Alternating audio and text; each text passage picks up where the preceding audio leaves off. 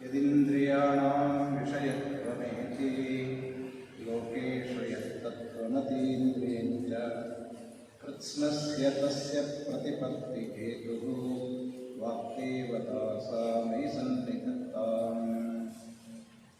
योऽन्तः प्रविश्य मम वाचमिमामुपसुप्तां सञ्जीवयत्यखिलशक्तिधरस्वधाम्ना अन्यांश्च हस्तचरणश्रवणत्वकादीन् प्राणान्नमो भगवते पुरुषाय तुभ्यम्। मुखं करोति वाचालं पङ्गुं लङ्घयते गिरिं यत्कृपातमहं वन्दे परमानन्दमाधवम्। ಸಮಾರಂಭದ ಅಧ್ಯಕ್ಷರಾದ ಶ್ರೀ ರಾಜು ಶೆಟ್ಟಿಯವರೇ, ಇಲ್ಲಿ ಸೇರಿರುವಂತಹ ನಮ್ಮ ಮನೆಯಲ್ಲಿ ಸೇರಿರುವಂತಹ ಎಲ್ಲ ಗೀತಾ ಬಂಧುಗಳೇ, ಬೆಳ್ತಂಗಡಿ ತಾಲೂಕು ಅಖಿಲ ಭಾರತೀಯ ಸಾಹಿತ್ಯ ಪರಿಷತ್ತಿನ ಆಶ್ರಯದಲ್ಲಿ ಭಗವದ್ಗೀತೆಯ ಒಂದೊಂದು ಅಧ್ಯಾಯದ ಸಾರಾಂಶವನ್ನು ನಾವು ಅರ್ಥೈಸಿಕೊಳ್ಳುವಂತಹ ಒಂದು ಸಣ್ಣ ಗುಂಪಿನಲ್ಲಿ ಈ ಕಾರ್ಯಕ್ರಮವನ್ನು ಆರಂಭ ಮಾಡಿ 10 ಆವೃತ್ತಿಯಾಯಿತು. 10 ಕಾರ್ಯಕ್ರಮಗಳಾಗಿ ಇವತ್ತು 11ನೆಯ ಕಾರ್ಯಕ್ರಮದಲ್ಲಿ ನಾವೆಲ್ಲರೂ ಕೂಡ ಸೇರಿದ್ದೇವೆ. ತಮಗೆಲ್ಲ ತಿಳಿದಿರುವ ಹಾಗೆ ಮಹಾಭಾರತದಲ್ಲಿ ಬರುವಂತಹ ಭಗವದ್ಗೀತೆಯ ಅತ್ಯಂತ ಮೌಲಿಕವಾದ ಗ್ರಂಥದ ಪ್ರಮುಖ ಅಂಶಗಳನ್ನು ನಾವು ಸಂಗ್ರಹ ಮಾಡ್ತಾ ಇದ್ದೇವೆ.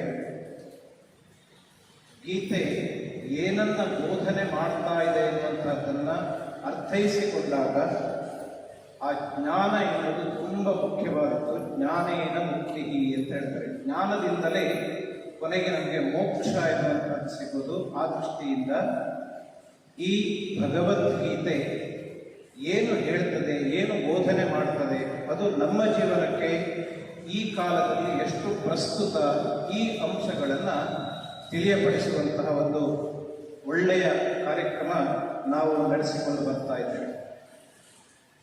ಸಂಖ್ಯಾ ದೃಷ್ಟಿಯಲ್ಲಿ ಬಹು ಅಲ್ಲದೇ ಇದ್ದರೂ ಮೌಲಿಕತೆಯ ದೃಷ್ಟಿಯಲ್ಲಿ ಇದು ಬಹಳ ಉತ್ತಮವಾದಂತಹ ಕಾರ್ಯಕ್ರಮ ಅಂತ ಆ ಕಾರ್ಯಕ್ರಮವನ್ನು ಸಾಹಿತ್ಯ ಪರಿಷತ್ತಿನ ಆಶ್ರಯದಲ್ಲಿ ನಡೆಸಿಕೊಂಡು ಬರ್ತಾ ಇದ್ದೇವೆ. ಇದರ ಉದ್ಘಾಟನಾ ಕಾರ್ಯಕ್ರಮವನ್ನು ಭಗವದ್ಗೀತೆಯ ಪೀಠಿಕಾ ಭಾಗವನ್ನು ಮತ್ತು ಮೊದಲನೇ ಅಧ್ಯಾಯವನ್ನು ಕುರಿತು ಈ ಮೊದಲು ನಾನು ಉಪನ್ಯಾಸವನ್ನು ನೀಡಿದ್ದೆ. ಇದು 2ನೇದು. ಇವತ್ತು ಭಗವದ್ಗೀತೆಯ 11ನೇ ಅಧ್ಯಾಯವಾದ ವಿಶ್ವರೂಪ ದರ್ಶನ ಯೋಗ ಅಂತ ಅದರ ಬಗ್ಗೆ ಇವತ್ತು ನಾವು ಚಿಂತನೆಯನ್ನು ಮಾಡಲಿಕ್ಕಿದ್ದೇವೆ. ಭಗವಂತನನ್ನು ಅರ್ಥೈಸಿಕೊಳ್ಳುವುದು ನಾವು ಎಣಿಸಿದಷ್ಟು ಸುಲಭ ಅಲ್ಲ. ಅವನ ವಿರಾಟ್ ರೂಪವನ್ನು ನಮ್ಮ ಕಣ್ಣ ಮುಂದೆ ತಂದುಕೊಂಡು ಅದನ್ನು ಮನನ ಮಾಡಿ ನಿಧಿಧ್ಯಾಸನ ಮಾಡಿ ಅದರಲ್ಲಿ ನಾವು ಒಂದಾಗುವ ಹಾಗೆ, ನಮ್ಮೊಳಗೆ ಭಗವಂತ ನಿಲ್ಲುವ ಹಾಗೆ ಮಾಡಿಕೊಳ್ಳಬೇಕಾದಂಥದ್ದು ಅತ್ಯಂತ ಪ್ರಸ್ತುತವಾದದ್ದು. ಅದರಿಂದ ವಿಶ್ವರೂಪ ದರ್ಶನ ಯೋಗ ಕೇವಲ ಒಂದು 45-50 ನಿಮಿಷಗಳ ಸಮಯ ಸಿಕ್ಕೋದ್ರಿಂದ ನೇರವಾಗಿ ವಿಷಯ ಪ್ರವೇಶವನ್ನೇ ಮಾಡೋಣ. ಮೊದಲ 10 ಅಧ್ಯಾಯಗಳಲ್ಲಿ ಭಗವಂತನ ಕುರಿತು, ಭಗವಂತ ನುಡಿದ ಭಗವದ್ಗೀತೆಯ ಕುರಿತು, ಭಗವಂತನ ನಲ್ನುಡಿಯ ಕುರಿತು ನಾವು ಅರ್ಥ ಮಾಡಿಕೊಳ್ತಾ ಬಂದಿದ್ದೇವೆ. ನಮ್ಮ ಅರ್ಹತೆಗೆ ಅನುಗುಣವಾಗಿ ನಾವು ಅರ್ಥ ಮಾಡಿಕೊಳ್ತಾ ಬಂದಿದ್ದೇವೆ. ಈ 11ನೇ ಅಧ್ಯಾಯದಲ್ಲಿ ವಿಶ್ವರೂಪ ದರ್ಶನದಲ್ಲಿ ಒಟ್ಟು 55 ಶ್ಲೋಕಗಳು ಇದರಲ್ಲಿದೆ. ಈ 55 ಶ್ಲೋಕಗಳಲ್ಲಿ 33 ಶ್ಲೋಕಗಳನ್ನು ಅರ್ಜುನನೇ ಹೇಳ್ತಾನೆ. ಅರ್ಜುನನೇ ಹೇಳುವಂತಹ 33 ಶ್ಲೋಕಗಳಿದೆ. ಆಮೇಲೆ ಕೃಷ್ಣ ಹೇಳುವಂತಹ 15 ಶ್ಲೋಕಗಳಿದೆ.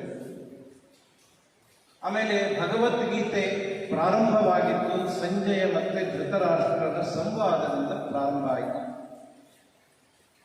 ಧೃತರಾಷ್ಟ್ರೋವಾಚ ಧರ್ಮಕ್ಷೇತ್ರೇ ಕುರುಕ್ಷೇತ್ರೇ ಸಮವೇತಾಯುತ್ಸವ ಅಂತ ಪ್ರಾರಂಭ ಆಗಿದೆ.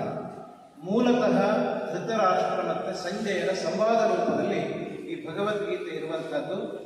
ಆ ಸಂಜಯ ಎನ್ನುವನು 7 ಶ್ಲೋಕಗಳಲ್ಲಿ ಮಾತನಾಡುವಂತಹ ಪ್ರಕ್ರಿಯೆ ಇದರಲ್ಲಿ ಇದೆ. ನಾವು ನೋಡಿದ ಹಾಗೆ ಭಗವದ್ಗೀತೆಯ ಆರಂಭದಲ್ಲಿ ಸಂಜಯ ಧೃತರಾಷ್ಟ್ರನು ಮಾತನಾಡಿದ ನಂತರ 2ನೇ ಅಧ್ಯಾಯದಲ್ಲಿ ಸಾಂಖ್ಯಯೋಗದಲ್ಲಿ ಗಹನ ವಿಷಯಗಳು ಬಂದ ನಂತರ ಅವರಿಬ್ಬರ ಸಂಭಾಷಣೆ ತುಂಬ ಕಡಿಮೆ, ನಮಗೆ ಮರ್ತೋಗಿದೆ. ಪ್ರಾಯ ಇದು ಧೃತರಾಷ್ಟ್ರ ಸಂಜಯನ ಸಂವಾದ ಎನ್ನುವಂಥದ್ದು ಮರ್ತೋಗಿದೆ. ಈಗ 11ನೇ ಅಧ್ಯಾಯದಲ್ಲಿ ಪುನಃ ಅದನ್ನು ನಾವು ನೆನಪು ಮಾಡಿಕೊಳ್ಳಬೇಕಾದಂತಹ ವಿಷಯ ಇದೆ. ಈ 11ನೇ ಅಧ್ಯಾಯದ 55 ಶ್ಲೋಕಗಳಲ್ಲಿ 24ನೆಯ ಶ್ಲೋಕ ನಭಸ್ಪೃಶಂ ದೀಪ್ತಮನೇಕ ವರ್ಣಂ ಅಂತ ಒಂದು ಶ್ಲೋಕ ಬರ್ತದೆ. ಈ ಶ್ಲೋಕ ಇದರ ನಭಸ್ಪೃಶಂ ದೀಪ್ತಂ ಎನ್ನುವಂತಹ ವಾಕ್ಯವನ್ನ ಭಾರತೀಯ ವಾಯುಸೇನೆಯವರ ಘೋಷವಾಕ್ಯ, ಅವರ ಸಿಂಬಾಲ್ ಅಲ್ಲಿ ಅದು ಬರ್ತದೆ. ನಭಃ ಸ್ಪೃಶಂ ದೀಪ್ತಂ ಅಂತ ಅವರು ಕೊಡ್ತಾರೆ. ಇದೇ ಭಗವದ್ಗೀತೆಯಿಂದ ಆಯ್ಕೆ ಮಾಡಿಕೊಂಡಂತಹ ವಾಕ್ಯ. ಅನೇಕ ನಮ್ಮ ಭಾರತೀಯ ಪರಂಪರೆಯ ಸೇನೆಗಳಿರ್ಬೋದು, ಸಂಸ್ಥೆಗಳಿರ್ಬೋದು, ಭಗವದ್ಗೀತೆಯ ವಾಕ್ಯವನ್ನು ತಮ್ಮ ಘೋಷವಾಕ್ಯವಾಗಿ ಅವರು ಸ್ವೀಕಾರ ಮಾಡಿದ್ದಾರೆ. ಇನ್ನೊಂದು ನಾವೆಲ್ಲರೂ ಹೇಳುವಂತಹ ಬಹಳ ಪ್ರಸಿದ್ಧವಾದ ವಾಕ್ಯ ನಿಮಿತ್ತ ಮಾತ್ರಂ ಭವಸವ್ಯ ಸಾಚಿನ್. ಗೀತೆಯನ್ನು ಓದುವವರಿಗೆ ಗೊತ್ತು. ಅರ್ಜುನನ ನಿಮಿತ್ತದಿಂದ ಶ್ರೀಕೃಷ್ಣ ಭಗವದ್ಗೀತೆಯನ್ನು ಉಪದೇಶ ಮಾಡಿದ. ಅದು ಅರ್ಜುನನಿಗೆ ಮಾತ್ರ ಅಲ್ಲ, ಸಮಸ್ತ ಮನುಕುಲದ ಏಳಿಗೆಗಾಗಿ ಅವನು ಮಾಡಿದ ಉಪದೇಶ ಅಂತ. ಅಂತಹ ನಿಮಿತ್ತ ಮಾತ್ರಂ ಭವಸವ್ಯ ಸಾಚಿನ್ ಎಂಬಂತಹ ಶ್ಲೋಕ ಕೂಡ ಇದೇ ಅಧ್ಯಾಯದ 38ನೇ ಶ್ಲೋಕದಲ್ಲಿ ಬರುತ್ತೆ. ಅದನ್ನು ವ್ಯಾಖ್ಯಾನ ಮಾಡುವಾಗ ಅದರ ಬಗ್ಗೆ ನಾನು ಹೇಳ್ತೇನೆ. ಸಮಯದ ಇತಿಮಿತಿಯಲ್ಲಿ ಹೇಳ್ಕೊಂಡು ಹೋಗ್ತೇನೆ. ವಿಶ್ವರೂಪವನ್ನು ಪೂರ್ತಿ ತೋರಿಸಲಿಕ್ಕೆ ಆಗೋದಿಲ್ಲ. ಅದರ ಕೆಲವು ಅಂಶಗಳನ್ನು ನಾವು ನಿಮ್ಮ ಜೊತೆಗೆ ಹಂಚಿಕೊಳ್ತಾ ಇದ್ದೇವೆ. ಕೇಳಿಸ್ತೀವಿ ಸರ್. ಇಡೀ ವಿಶ್ವರೂಪ ದರ್ಶನದಲ್ಲಿ ಏನು ವಿಷಯಗಳು ಬರ್ತದೆ ಎನ್ನುವುದನ್ನು ಒಂದು ಟ್ರೈಲರ್ ಮೊದಲು ನಮ್ಮ ಮನಸ್ಸಿಗೆ ತಂದುಕೊಂಡ್ರೆ ಮುಂದೆ ಅದರ ವ್ಯಾಖ್ಯಾನವನ್ನು ವಿವರಿಸುವಾಗ ಅರ್ಥ ಆಗಲಿಕ್ಕೆ ನಮಗೆ ಅನುಕೂಲ ಆಗುತ್ತೆ. ಆರಂಭದಲ್ಲಿ ಅರ್ಜುನ ಮಾತನಾಡಲಿಕ್ಕೆ ಪ್ರಾರಂಭ ಮಾಡ್ತಾನೆ. 4 ಶ್ಲೋಕಗಳಲ್ಲಿ ಕೃಷ್ಣನ ಹತ್ರ ಪ್ರಶ್ನೆಯನ್ನ ಕೇಳ್ತಾನೆ. ಈ ಹಿಂದಿನ ಅಧ್ಯಾಯದಲ್ಲಿ ವಿಭೂತಿ ಯೋಗ 10ನೇ ಅಧ್ಯಾಯದಲ್ಲಿ ಭಗವಂತ ತನ್ನ ವಿಭೂತಿಗಳನ್ನೆಲ್ಲ ಹೇಳಿದ. ತಾನು ಯಾವ ಯಾವ ಪ್ರಮುಖ ವಸ್ತುಗಳಲ್ಲಿ ತನ್ನ ವಿಶೇಷ ಸಾನ್ನಿಧ್ಯ ಇದೆ ಅಂತ ಅವ್ರು ಹೇಳಿದ. ಆದಿತ್ಯಾನಾಮಹಂ ಸೂರ್ಯ, ನಕ್ಷತ್ರಾಣಾಮಹಂ ಶಶಿ, ಹೀಗೆಲ್ಲ ಅನೇಕ ವಿಭೂತಿಗಳನ್ನು ಹೇಳಿ ಕೊನೆಗೆ ಒಂದು ಮಾತನ್ನು ಹೇಳ್ತಾನೆ. ಯದ್ಯದ್ ವಿಭೂತಿಮತ್ ಸತ್ವಂ ಶ್ರೀಮದೂರ್ಜಿತಮೇವ ತತ್ತದೇವಾವಗಚ್ಚತ್ವಂ ಮಮ ತೇಜೋಂಶ ಸಂಭವಂ ಅಂತ. ಈ ಪ್ರಪಂಚದಲ್ಲಿ ಯಾವ ಯಾವ ವಸ್ತುಗಳಲ್ಲಿ ವಿಶೇಷತೆ, ಸ್ಪೆಷಾಲಿಟಿ ಅನ್ನುವಂಥದ್ದು ನಿನಗೆ ತೋರ್ತದೆಯೋ ಅದರಲ್ಲೆಲ್ಲ ನನ್ನ ವಿಶೇಷವಾದ ಅಂಶ ಇದೆ ಎನ್ನುವುದನ್ನು ನೀನು ತಿಳ್ಕುವಂತ ಅನಂತ ವಿಭೂತಿಗಳನ್ನು ಹೇಳಲಿಕ್ಕೆ ಹೊರಟವನು ಕೆಲವೇ ವಿಭೂತಿಗಳನ್ನು ಹೇಳಿ ಉಪಸಂಹಾರವನ್ನು ಮಾಡ್ತಾನೆ. ಆ ವಿಭೂತಿಯ ಎಲ್ಲ ಸ್ವರೂಪಗಳನ್ನು, ರಾಜವಿದ್ಯಾ ರಾಜಗುಹ್ಯವನ್ನು, ವಿಭೂತಿಗಳನ್ನು ಅರಿತುಕೊಂಡ ಅರ್ಜುನ ಹೇಳ್ತಾನೆ, ನನಗೀಗ ಇದ್ದ ಎಲ್ಲ ಮೋಹ ನಷ್ಟವಾಯಿತು. ನನಗೆ ಈಗ ನೀನು ನಿನ್ನ ಸ್ವರೂಪ ಹೇಗೆ ಅಂತ ಹೇಳಿದ್ದೆ, ಅದನ್ನೊಮ್ಮೆ ನೋಡಬೇಕು ಅಂತ ನನಗೆ ಆಸೆಯಾಗಿದೆ. ನಿನ್ನ ವಿಶ್ವರೂಪವನ್ನು ತೋರಿಸಬಹುದೇ ಅಂತ ಪ್ರಶ್ನೆಯನ್ನ ಮಾಡ್ತಾನೆ. ಅದಕ್ಕೆ ಪೀಠಿಕೆ ಮೊದಲ 4 ಶ್ಲೋಕಗಳಲ್ಲಿ ಬರ್ತದೆ.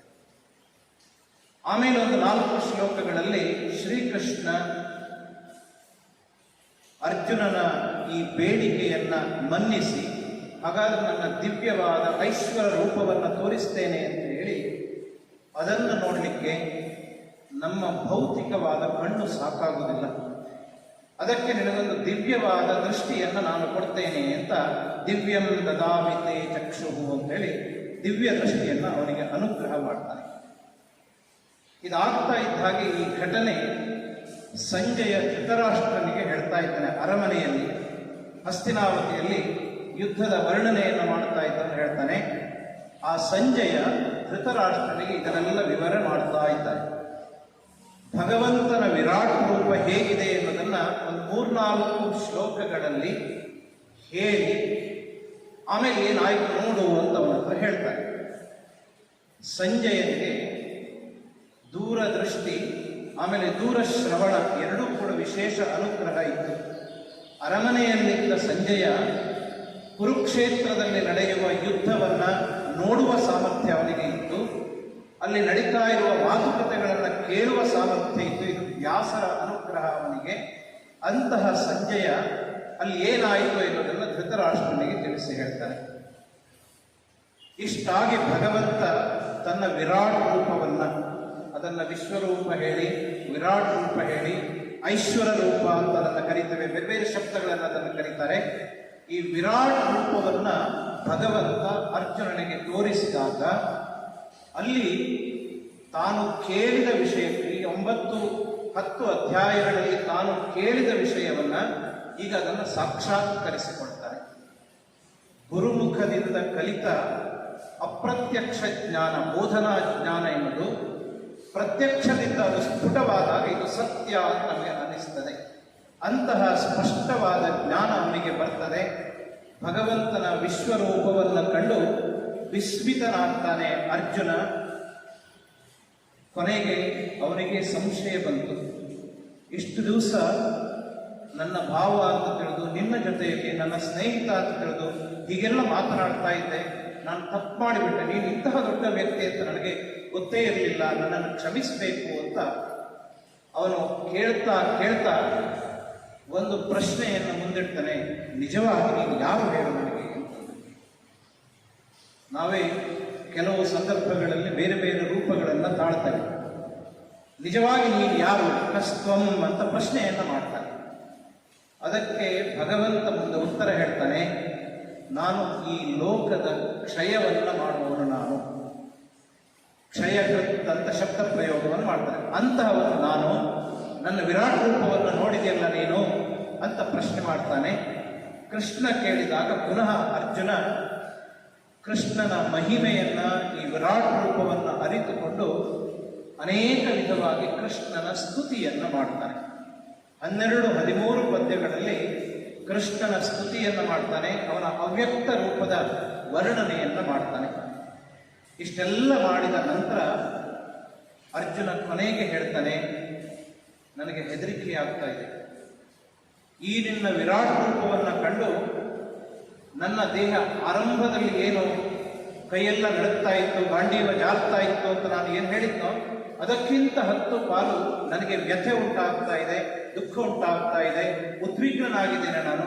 ನನಗೆ ವಿರಾಟ್ ರೂಪ ಬೇಡ, ನಿನ್ನ ನಿಜ ರೂಪ ತೋರಿಸು ಅಂತ ಕೃಷ್ಣನ ಹತ್ರ ಪ್ರಾರ್ಥನೆಯನ್ನು ಮಾಡಿಕೊಳ್ತಾನೆ. ಅದೇ ರೀತಿಯಾಗಿ ಚತುರ್ಭುಜನಾದ, ನಾವು ಆರಾಧನೆಗೆ ಅನುಕೂಲವಾಗುವಂತಹ ರೂಪವುಳ್ಳ ಕೃಷ್ಣ ತನ್ನ ನಿಜ ರೂಪವನ್ನು ಅವನಿಗೆ ತೋರಿಸ್ತಾನೆ.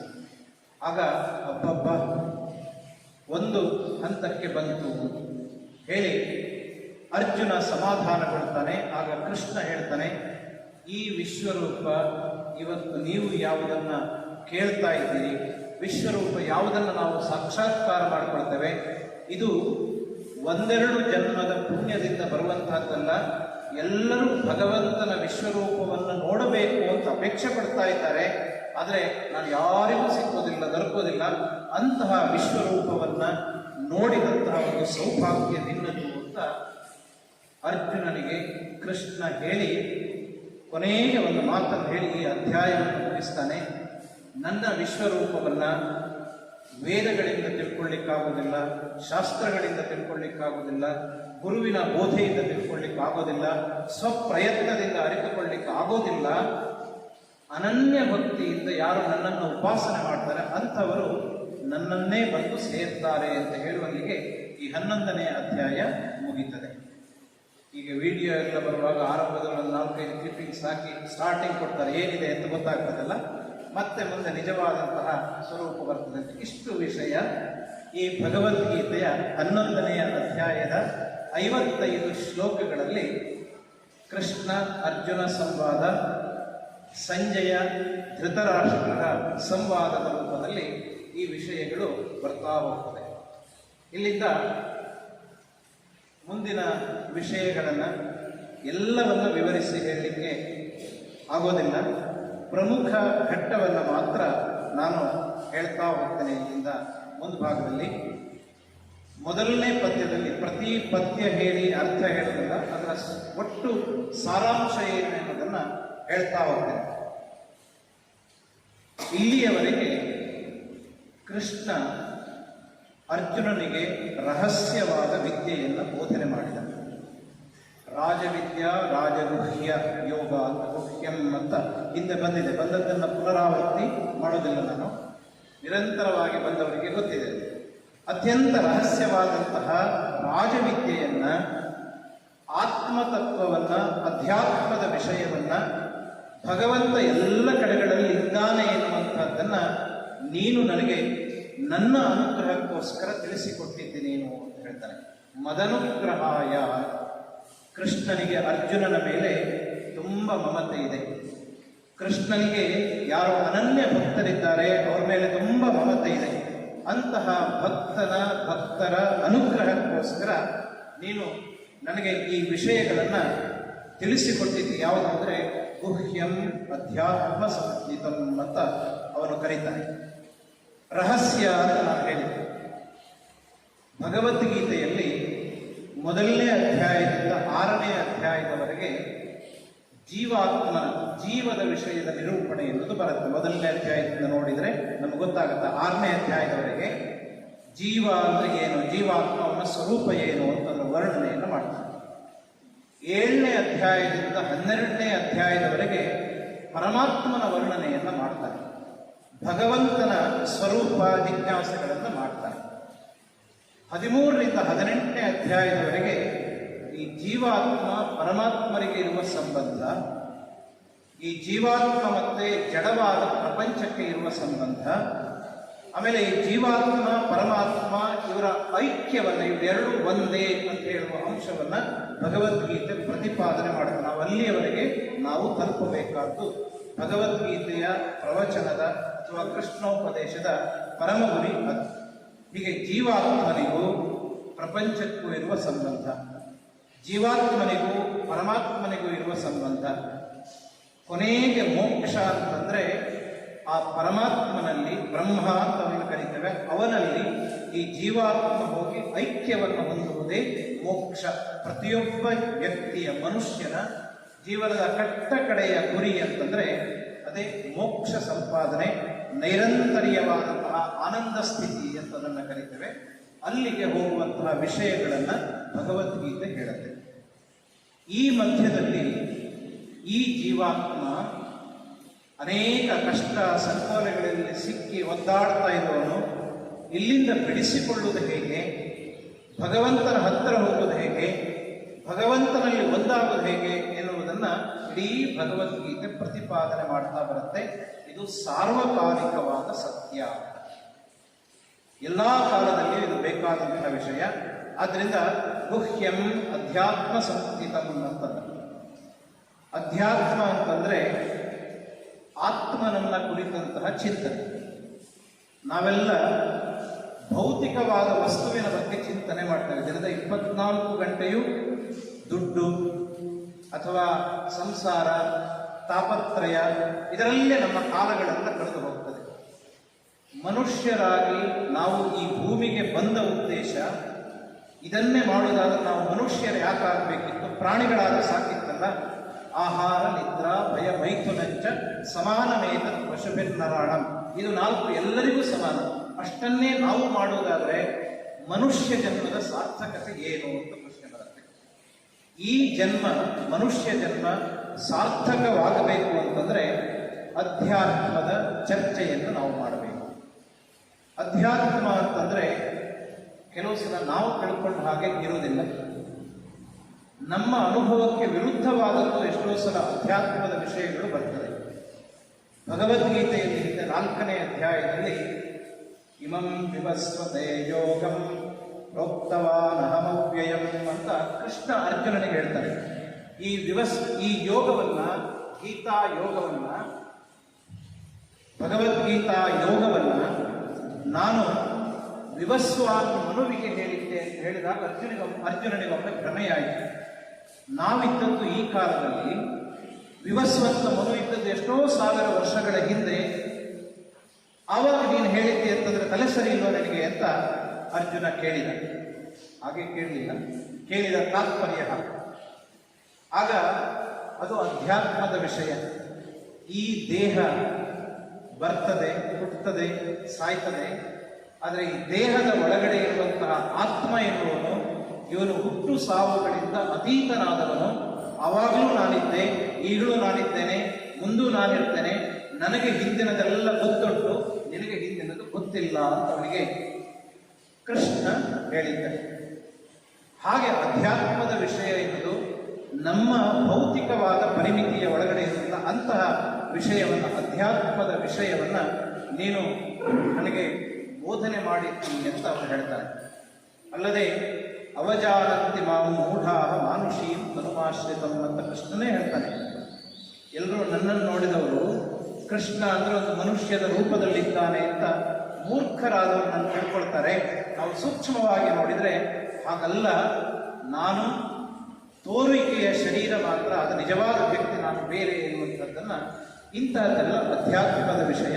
ಅವುಗಳನ್ನು ನಾವು ಸರಿಯಾಗಿ ಅರ್ಥ ಮಾಡ್ಕೊಳ್ಬೇಕು. ನೀನು ನನಗೆ ತಿಳಿಸಿಕೊಟ್ಟಿದ್ದಿ, ಆದ್ದರಿಂದಾಗಿ ನನ್ನ ಮೋಹ ಎನ್ನುವುದು ನಷ್ಟವಾಯಿತು ಅಂತ ಹೇಳ್ತಾರೆ. ಮೋಹ ಅಂತಂದ್ರೆ ಅಟ್ಯಾಚ್ಮೆಂಟ್ ಅಂತ ಕರೆಯುತ್ತೆ. ಮೋಹದಿಂದಾಗಿ ನಮಗೆ ದುಃಖ ಎಂದು ಉಂಟಾಗ್ತದೆ.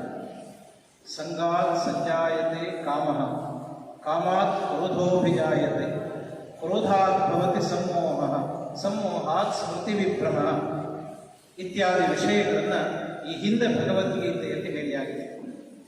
ನಮಗೆ ಮೋಹ ಎಲ್ಲಿಯವರೆಗೆ ನಷ್ಟವಾಗುವುದಿಲ್ಲವೋ ಅಲ್ಲಿಯವರೆಗೆ ನಮ್ಮ ಮನಸ್ಸನ್ನ ಭಗವಂತನಲ್ಲಿ ಸ್ಥಿರೀಕರಣ ಮಾಡಲಿಕ್ಕೆ ಆಗೋದಿಲ್ಲ. ಯಾರೋ ಒಬ್ಬರು ಆಕ್ಸಿಡೆಂಟ್ ಆಗಿ ಸತ್ತರು. ಕೇಳಿದಾಗ ಒಂದ್ಸಲ ದುಃಖ ಆಗುತ್ತೆ. ನಮ್ಮವರೇ ಆದರೆ ಆಗ ದುಃಖ ಆಗ್ತದೆ. ಯಾಕೆ ದುಃಖ ಆಗ್ತದೆ ಅಂತಂದ್ರೆ, ವ್ಯಕ್ತಿ ಸತ್ತ ಎನ್ನುವುದಕ್ಕಿಂತ ಅವನು ನಮ್ಮವನು, ನಂದು, ನಾನು ಅಂತ ಹೇಳಿ ಬರ್ತದೆ, ಅಲ್ಲೆಲ್ಲ ಅಟ್ಯಾಚ್ಮೆಂಟ್ ಇರುತ್ತೆ. ಈ ಅಟ್ಯಾಚ್ಮೆಂಟ್ ಅನ್ನು ಡಿಟ್ಯಾಚ್ಮೆಂಟ್ ಮಾಡಿಕೊಂಡ್ರೆ ಈ ದುಃಖದಿಂದ, ಮೋಹದಿಂದ ನಾವು ದೂರ ಹೋಗ್ಲಿಕ್ಕಾಗ್ತದೆ ಎನ್ನುವುದನ್ನು ಇಡೀ ಭಗವದ್ಗೀತೆ ತನ್ನ ಅಧ್ಯಾಯಗಳಲ್ಲಿ ಹೇಳ್ತಾ ಬರುತ್ತೆ. ಆದ್ದರಿಂದ ಅರ್ಜುನ ಕೃಷ್ಣನ ಹತ್ರ ಕೇಳ್ತಾನೆ, ಇಲ್ಲಿಯವರೆಗೆ ನನ್ನ ಮೋಹ ಇತ್ತು. ಭೀಷ್ಮರನ್ನ, ದ್ರೋಣರನ್ನ, ನಮ್ಮ ಬಂಧುಗಳನ್ನೆಲ್ಲ ನಾನು ಯುದ್ಧದಲ್ಲಿ ಕೊಲ್ತೇನೆ, ನನಗೆ ಯುದ್ಧ ಬೇಡ, ನನಗೆ ರಾಜ್ಯ ಯಾಕೆ ಬೇಕು, ಇಂತಹ ಹಾನಿ ಮಾಡಿಕೊಂಡು ರಾಜ್ಯ ಯಾಕೆ ಬೇಕು ನನಗೆ ಅಂತ ಕೇಳಿದ ಅರ್ಜುನ, ಈಗ ಅವನಿಗೆ ಅರ್ಥ ಆಯಿತು, ಇದೆಲ್ಲ ನಾನು ಹೇಳಿದ್ದು ಮೋಹದಿಂದ.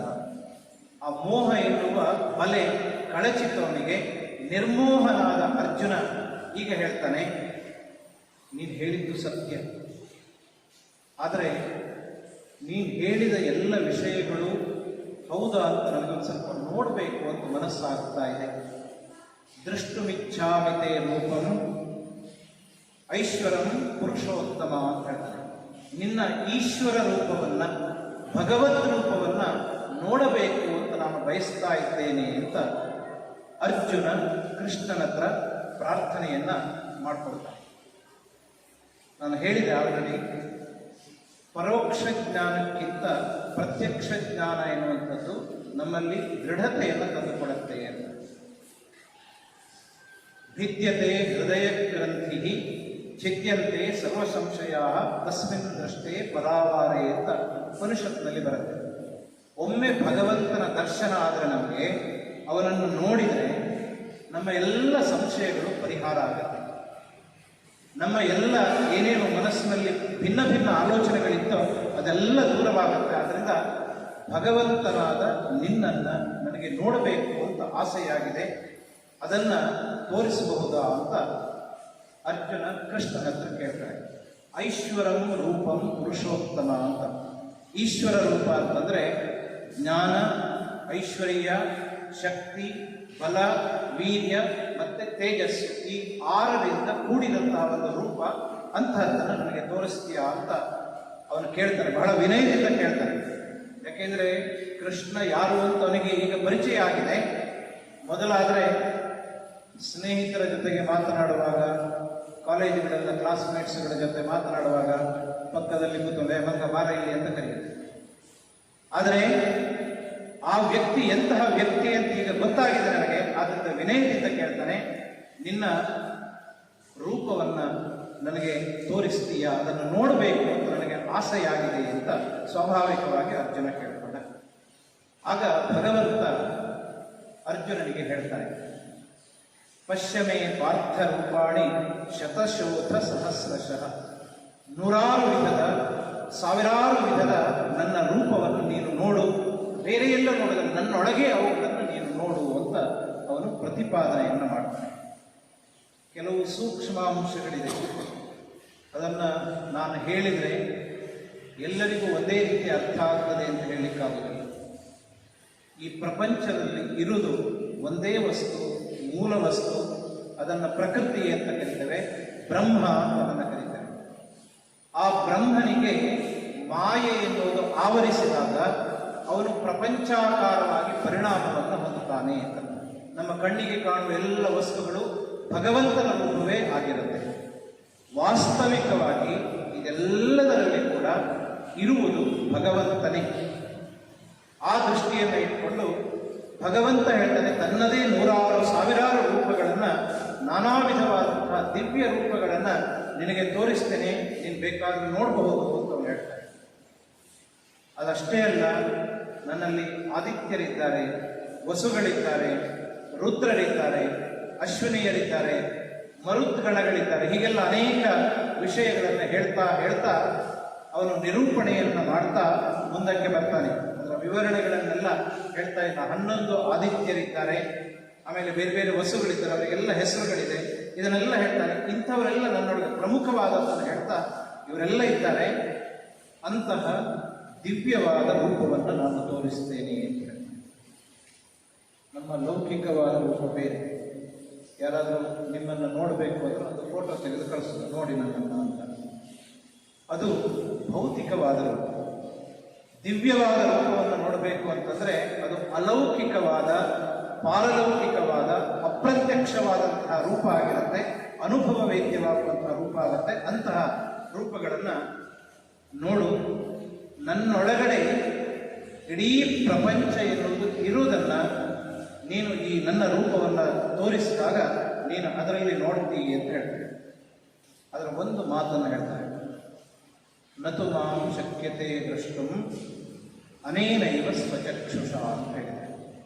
ನಮ್ಮ ಕಣ್ಣಿಗೆ ತುಂಬ ಸಾಮರ್ಥ್ಯ ಇಲ್ಲ, ತುಂಬ ಚಿಕ್ಕದ್ದನ್ನು ನೋಡೋದಿಲ್ಲ, ತುಂಬ ದೂರದ್ದನ್ನು ಅದು ಕಾಣೋದಿಲ್ಲ, ತುಂಬ ದೊಡ್ಡದಾದದ್ದನ್ನು ನೋಡುವ ಸಾಮರ್ಥ್ಯ ಈ ಭೌತಿಕವಾದ ಕಣ್ಣಿಗೆ ಇರೋದಿಲ್ಲ.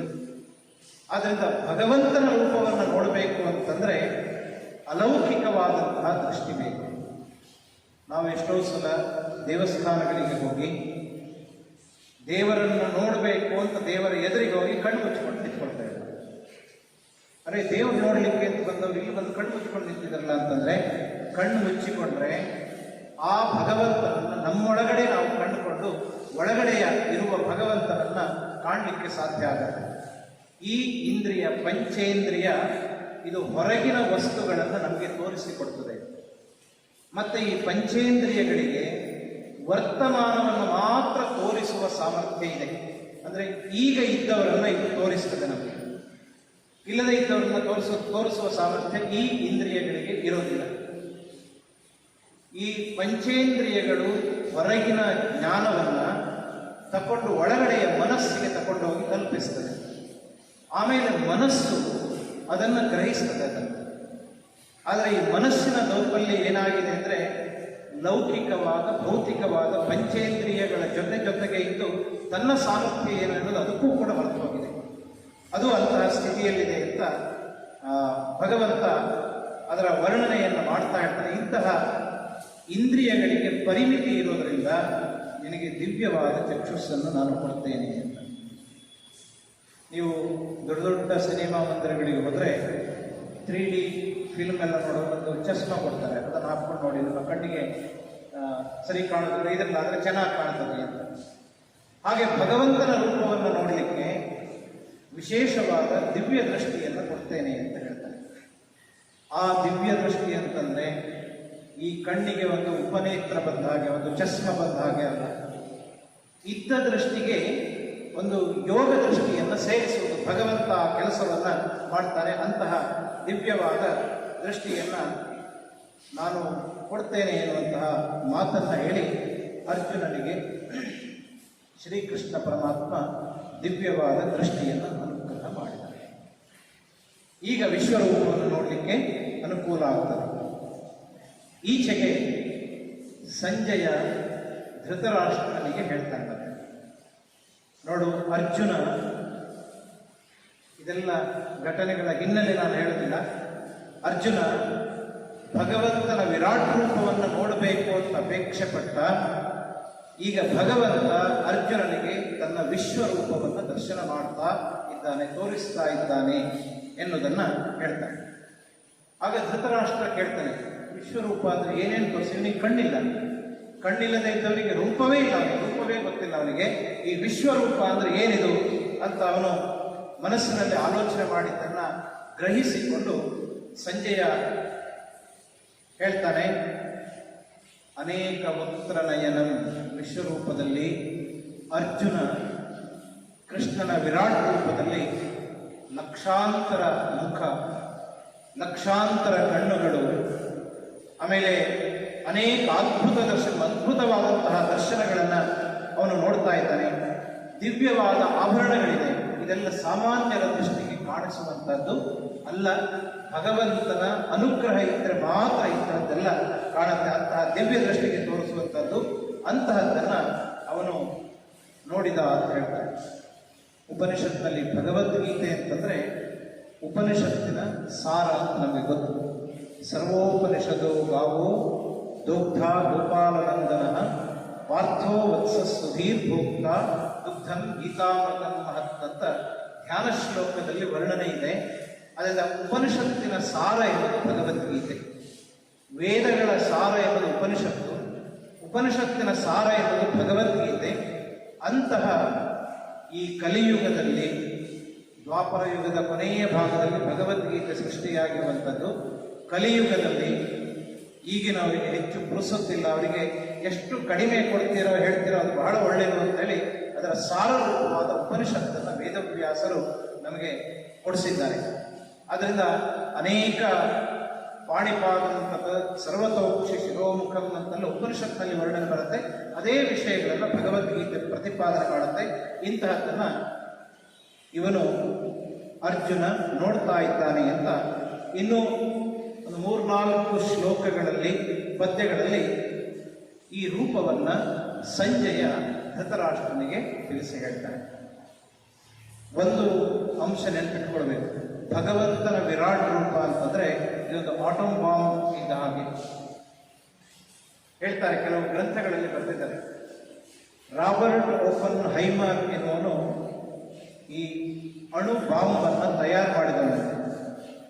ಅವನು ಭಗವದ್ಗೀತೆಯನ್ನು ಟ್ರಾನ್ಸ್ಲೇಟ್ ಓದಿದ್ದಲ್ಲ, ಅವನು ಒಂದಷ್ಟು ವರ್ಷಗಳ ಕಾಲ ಬೇರೆಯವರ ಬಂದು ಕೂತ್ಕೊಂಡು ಭಗವದ್ಗೀತೆಯನ್ನು ಅಧ್ಯಯನ ಮಾಡಿ ಈ ಭಗವಂತನ ವಿಶ್ವರೂಪ ದರ್ಶನದಲ್ಲಿ ಏನು ಸ್ವರೂಪ ಬರ್ತದೆಯೋ ಅದನ್ನು ತಿಳ್ಕೊಂಡು ದಿವಿಸೂರ್ಯ ಸಹಸ್ರಸ್ಯ ಪ್ರಭಾ ಅಂತ ಬರ್ತದೆ, ವರ್ಣನೆ ಬರ್ತದೆ. ಒಂದೇ ಸಲ ಆಕಾಶದಲ್ಲಿ 10,000ಕ್ಕಿಂತ ಹೆಚ್ಚು ಸೂರ್ಯರು ಉದಯಿಸಿದಾಗ ಎಂತಹ ಪ್ರಭೆ ಬರ್ತದೆ, ಬೆಳಕು ಬರ್ತದೆಯೋ ಅಂತಹ ಬೆಳಕಿನಿಂದ ಕೂಡಿದ ಒಂದು ವಿರಾಟ್ ರೂಪ ಭಗವಂತನದು ಅಂತಲ್ಲ ವರ್ಣನೆ ಮಾಡೋದನ್ನು ಇಟ್ಕೊಂಡೇ ಅವನು ಆಟಮ್ ಬಾಂಬನ್ನು ಸೃಷ್ಟಿ ಮಾಡಿದ, ಅದನ್ನು ಕಂಡುಹಿಡಿದವ. ಅದರ ವಿವರಣೆಯನ್ನು ಕೊಟ್ಟಿದ್ದಾರೆ, ಅವನು ಏನೇನು ಮಾಡಿದ ಅಂತೇಳಿ. ಅವನ ಕೊಟೇಶನ್ಸ್ಗಳು ನಮಗೆ ಸಿಗ್ತದೆ. ಇಂತಹ ಅಣು ಬಾಂಬ್ಗಳನ್ನು ಸ್ಫೋಟ ಮಾಡಿದರೆ ಇಡೀ ಪ್ರಪಂಚವೇ ಕ್ಷಯವಾಗಿ ಹೋಗ್ತದೆ, ನಾಶವಾಗಿ ಹೋಗುತ್ತೆ. ಭಗವಂತನ ವಿರಾಟ್ ರೂಪ ಅಂತಹದ್ದೇ. ಅವನೇ ಹೇಳಿದ್ದು ಲೋಕಾನಾಂ ಕ್ಷಯಕೃತ್ ಅಹಂ ಅಂತ ಅರ್ಜುನನಿಗೆ ಹೇಳಿದ್ದು. ಪ್ರಪಂಚವನ್ನು ನಾಶ ಮಾಡುವವನು ನಾನು ಅಂತ ಅವನು ತನ್ನ ಸ್ವರೂಪವನ್ನು ಹೇಳಿದರೆ ಅದನ್ನೇ ಇಟ್ಕೊಂಡು ಅವನು ಆಟಮ್ ಬಾಂಬನ್ನು ತಯಾರು ಮಾಡಿದ ಭಗವದ್ಗೀತೆಯ ಪ್ರೇರಣೆಯಿಂದ ಅಂತ ಅವನು ಹೇಳ್ತಾನೆ. ಕೊನೆಗೆ ಭಗವದ್ಗೀತೆಯೇ ಅವನಿಗೆ ಕೊನೆಗೆ ಪಶ್ಚಾತ್ತಾಪ ಕೊಡುವ ಹಾಗೆ ಕೂಡ ಇದರದ್ದೇ ಅಧ್ಯಾಯದ ಶ್ಲೋಕ ಅವನಿಗೆ ಬರುತ್ತೆ. ಕಾಲೋಸ್ಮಿ ಲೋಕಕ್ಷಯಕೃತ್ ಪ್ರವೃದ್ಧ ಅಂತ ಏನು ಬರ್ತದೆಯೋ, ನಾನು ಸೃಷ್ಟಿ ಮಾಡಿದ ಈ ಆಟಮ್ ಬಾಂಬ್ ಎನ್ನುವಂಥದ್ದು ಇಡೀ ಪ್ರಪಂಚವನ್ನು ನಾಶ ಮಾಡುವ ಸಾಮರ್ಥ್ಯವುಳ್ಳದ್ದು. ಆದರೆ ಭಗವಂತನ ಆಟಮ್ ಬಾಂಬ್ ಎನ್ನುವುದು ಇಡೀ ಪ್ರಪಂಚವನ್ನು ಅಧ್ಯಾತ್ಮ ಜ್ಞಾನದಲ್ಲಿ ತಗೊಂಡೋಗಿ ಅವರಿಗೆಲ್ಲರಿಗೂ ಆನಂದ ಕೊಡುವ ಸಾಮರ್ಥ್ಯ ಇರುವಂಥದ್ದು ನನ್ನ ಸಂಶೋಧನೆ ಇಷ್ಟೇ ಅಂತ ಅವರು ಕೊನೆಗೆ ಒಂದು ಕನ್ಕ್ಲೂಷನ್ಗೆ ಬರ್ತಾನೆ ಅಂತ ಹೇಳ್ತಾರೆ. ಈ ರೀತಿಯಾಗಿ ಸಂಜಯ ಮತ್ತೆ ಧೃತರಾಷ್ಟ್ರ ಇವರ ಸಂಭಾಷಣೆ ಆದ ನಂತರ ಅನೇಕ ಅಂಶಗಳನ್ನು ಬಿಡ್ತಾ ಇದ್ದಾನೆ. ಅರ್ಜುನ ವಿಶ್ವರೂಪ ದರ್ಶನವನ್ನು ನೋಡಿ ತನ್ನ ಅನುಭವವನ್ನು ಹೇಳಿಕೊಡ್ತಾನೆ. ತನ್ನ ಅನುಭವವನ್ನು ಹೇಳ್ತಾನೆ. ಇದು ಶಬ್ದಗಳಿಗೆ ಸಿಲುಕುವಂಥದ್ದಲ್ಲ. ಅದನ್ನು ನೋಡಬೇಕಾದ್ರೆ ನಾವು ಅನನ್ಯ ಭಕ್ತರಾಗಬೇಕು. ಅದು ಹೇಗೆ ಅಂತ ಕೊನೆಯಲ್ಲಿ ಹೇಳೋದು. ನೋಡಿದರೆ ಅದರ ಸಾಕ್ಷಾತ್ಕಾರ ಎನ್ನುವುದು ಸ್ಫುಟ ಆಗ್ತದೆ. ನಮಗೆ ಭಗವಂತನ ದೇಹದ ಒಳಗಡೆ ಈ ಪ್ರಪಂಚದಲ್ಲಿ ಏನೇನು ಕಾಣ್ತದೆ ನಮಗೆ ಅದೆಲ್ಲವನ್ನ ಅರ್ಜುನ ನೋಡ್ತಾನೆ. ಈ ಪ್ರಪಂಚದಲ್ಲಿ ನಮಗೆ ಭೌತಿಕವಾದ ಈ ಇಂದ್ರಿಯಗಳಿಗೆ ಯಾವ್ಯಾವುದು ಕಾಣಿಸೋದಿಲ್ವೋ, ಆದರೆ ಪ್ರಪಂಚದಲ್ಲಿ ಇದೆಯೋ ಅದೆಲ್ಲವನ್ನು ಅವನು ನೋಡಿದ. ದೇವತೆಗಳನ್ನು ನೋಡಿದ, ಸಿದ್ಧರನ್ನ, ಸಾಧ್ಯರನ್ನ, ಇವರನ್ನೆಲ್ಲ ನೋಡಿದ ಅಂತ ಅವನು ವರ್ಣನೆಯನ್ನು ಮಾಡ್ತಾ ಹೋಗ್ತಾನೆ. ಅನೇಕ ಬಾಹುಗಳು, ಅನೇಕ ಉದರ ಇತ್ಯಾದಿಗಳೆಲ್ಲ ಇದೆ ಅಂತ ಹೇಳ್ತಾನೆ. ಇದೆಲ್ಲದಕ್ಕೂ ಮೂಲ ಕಾರಣ ಭಗವಂತ ಎನ್ನುವುದು ಅವನಿಗೆ ಗೊತ್ತಾಗುತ್ತೆ. ಭಗವಂತನೇ ನಿಮಿತ್ತ ಕಾರಣ, ಭಗವಂತನೇ ಉಪಾದಾನ ಕಾರಣ. ಇದೆರಡು ಶಾಸ್ತ್ರದಲ್ಲಿ ಬರುವ ನಿರ್ವಚನಗಳು. ಕುಂಬಾರ ಮಣ್ಣಿನಿಂದ ಮಡಿಕೆಯನ್ನು ಮಾಡ್ತಾರೆ. ಆ ಮಡಿಕೆಗೆ ಕುಂಬಾರ ಎನ್ನುವುದು ನಿಮಿತ್ತ ಕಾರಣ. ಕುಂಬಾರನ ನಿಮಿತ್ತದಿಂದ ಮಣ್ಣು ಮಡಿಕೆಯಾಗುತ್ತೆ. ಉಪಾದಾನ ಕಾರಣ ಅಂತ ಇನ್ನೊಂದಿದೆ. ಮಡಿಕೆಗೆ ಮಣ್ಣು ಕಾರಣ. ಮಡಿಕೆಯ ಎಲ್ಲ ಭಾಗಗಳಲ್ಲಿಯೂ ಕೂಡ ಮಣ್ಣು ಇರುತ್ತೆ. ಹಾಗೆ ಪ್ರಪಂಚದ ಎಲ್ಲ ಭಾಗಗಳಲ್ಲಿಯೂ ಭಗವಂತನಿದ್ದಾನೆ. ಭಗವಂತ ಉಪಾದಾನ ಕಾರಣವೂ ಹೌದು, ಭಗವಂತ ಈ ಪ್ರಪಂಚದ ನಿಮಿತ್ತ ಕಾರಣವೂ ಹೌದು. ಪ್ರಪಂಚದ ಸೃಷ್ಟಿಗೆ ಅವನೇ ನಿಮಿತ್ತ, ಈ ಪ್ರಪಂಚವೇ ಅವನು ಆಗಿದ್ದಾನೆ ಎನ್ನುವಂಥದ್ದನ್ನು ಅವನು ಹೇಳ್ತಾನೆ. ಇದು ಸರಿ ಅರ್ಥ ಆಗಬೇಕು ಅಂದರೆ ಭಗವಂತನ ವಿಭೂತಿಯನ್ನ 10ನೇ ಅಧ್ಯಾಯದಲ್ಲಿ ಹೇಳಿದ್ದನ್ನ ಯಾರು ಎಲ್ಲವನ್ನು ಮನಸ್ಸಿಗೆ ತಂದುಕೊಳ್ತಾರೋ ಅವರಿಗೆ ಭಗವಂತನ ದರ್ಶನ ಆಗ್ತದೆ ಅಂತ ಹೇಳ್ತಾರೆ. ಹಾಗಾಗಿ ಭಗವಂತನ ದರ್ಶನಕ್ಕೆ ಪೀಠಿಕೆ ಎನ್ನುವಂಥದ್ದು 9 ಮತ್ತು 10ನೆಯ ಅಧ್ಯಾಯ ಅಂತ ಎಲ್ಲರೂ ಕೂಡ ಹೇಳ್ತಾರೆ. ಅಂತಹ ಭಗವಂತನ ವಿರಾಟ್ ರೂಪವನ್ನು ಅದು ಅಳತೆಗೆ ನಿಲುಕದೇ ಇರುವಂತಹದ್ದು ಅಂತ ಅರ್ಜುನ ವರ್ಣನೆಯನ್ನು ಮಾಡ್ತಾನೆ. ಅಲ್ಲದೆ ಹೇಳ್ತಾನೆ, ಇನ್ನು ಅನೇಕ ಅಂಶಗಳನ್ನು ಹೇಳ್ತಾನೆ. ಇಡೀ ಪ್ರಪಂಚಕ್ಕೆ ಮೂಲ ಕಾರಣ ಯಾರು ಅಂತಂದ್ರೆ ಪರಮಾತ್ಮ. ನಾವು ಲೌಕಿಕವಾಗಿ ಹೇಳುವಾಗ ತುಂಬ ದೇವರ ಹೆಸರುಗಳನ್ನು ಹೇಳ್ತೇವೆ. ಇದೆಲ್ಲ ಒಂದೊಂದು ಸ್ವರೂಪವನ್ನು ಇಟ್ಕೊಂಡು ಹೇಳಿದಂತಹ ದೇವತಾ ಸ್ವರೂಪಗಳು. ಅದು ಸಗುಣ ಬ್ರಹ್ಮ ಅಂತ ಅದನ್ನು ನಾವು ಕರೀತೇವೆ. ನಾವು ಹೇಳುವಂತಹ ಮೂಲ ರೂಪ ಎಂದು ನಿರ್ಗುಣ. ಇದಕ್ಕೆ ಗುಣ ಇಲ್ಲ, ಆಕಾರ ಇಲ್ಲ, ರೂಪ ಇಲ್ಲ, ಯಾವುದೂ ಇಲ್ಲದೆ ಇರುವಂಥದ್ದು ಒಂದು ನಿರಾಕಾರ ಮೂರ್ತಿ, ಅದು ಬ್ರಹ್ಮ ಅಂತ. ಅಂತಹ ಬ್ರಹ್ಮ ಇಡೀ ಪ್ರಪಂಚಕ್ಕೆ ಮೂಲ ಕಾರಣ ಅಂತ ಅದನ್ನು ಅರ್ಜುನ ಹೇಳ್ತಾ ಬರ್ತಾರೆ. ನಿನಗೆ ಆದಿ ಇಲ್ಲ, ಮಧ್ಯ ಇಲ್ಲ, ಅಂತ್ಯ ಇಲ್ಲ, ಇದನ್ನೆಲ್ಲ ಹೇಳ್ತಾರೆ. ಹೀಗೆ ಹೇಳುವಾಗ ಅವರಿಗೆ ಗುಣ ಇಲ್ಲ, ತುದಿ ಇಲ್ಲ, ಒಟ್ಟಾರೆ ಅಂತ ಹೇಳ್ತಾ ಇದ್ದಾರೆ. ಆದಿ ಮಧ್ಯ ಅಂತ್ಯ ರಹಿತ ಸನಾತನ ಅಂತ ಕರೀತಾರೆ. ನಮ್ಮ ಧರ್ಮವನ್ನ ಸನಾತನ ಅಂತ ಕರೀತಾರೆ. ಇದು ಆರಂಭ ಎಲ್ಲಿ ಅಂತ ಗೊತ್ತಿಲ್ಲ, ಅಂತ್ಯ ಯಾವಾಗ ಅಂತ ಗೊತ್ತಿಲ್ಲ. ಅಂದ್ರೆ ನಮಗೆಲ್ಲ 6 ವಿಕಾರಗಳಿದೆ, ಭಾವ ವಿಕಾರಗಳು ಅಂತ ಕರೀತೇವೆ. ಈಗ ನಾವು ಜಾಯತೆ ಹುಟ್ಟುತ್ತೇವೆ ಒಂದು ದಿವಸ, ಆಮೇಲೆ ಅಸ್ಥಿ ಇದ್ದೇವೆ, ಹುಟ್ಟುತ್ತೇವೆ, ಇರುವಿಕೆ, ಆಮೇಲೆ ವರ್ಧತೆ ಬೆಳೀತೇವೆ. ಯಾವುದೇ ವಸ್ತುವನ್ನು ತಗೊಳ್ಳಿ, ನಮ್ಮ ಸುತ್ತಮುತ್ತ ಇರುವಂಥದ್ದು ವರ್ಧತೆ ಬೆಳೀತದೆ. ವಿಪರಿಣಮತೆ, ಅದು ಪರಿವರ್ತನೆಯನ್ನು, ಬದಲಾವಣೆಯನ್ನು ಹೊಂದುತ್ತದೆ. ಆಮೇಲೆ ಅಪಕ್ಷೀಯತೆ, ಕ್ಷೀಣವಾಗುತ್ತದೆ. ನಶ್ಯತೆ, ಅದು ನಾಶವನ್ನು ಹೊಂದುವುದು. ಈ 6 ವಿಕಾರಗಳು ಎಲ್ಲ ಹುಟ್ಟಿದ ವಸ್ತುಗಳಿಗೂ ಇರುವಂಥದ್ದು. ಹುಟ್ಟು ಸಾವುಗಳನ್ನು ಹೊಂದಿರುವ ವಸ್ತುಗಳಿಗೆ ಈ 6 ವಿಧವಾದ ಭಾವ ವಿಕಾರಗಳು ಅಂತ ಅಂತ ಇದೆ. ಆದರೆ ಭಗವಂತನಿಗೆ ಇದು ಯಾವುದೂ ಇಲ್ಲ.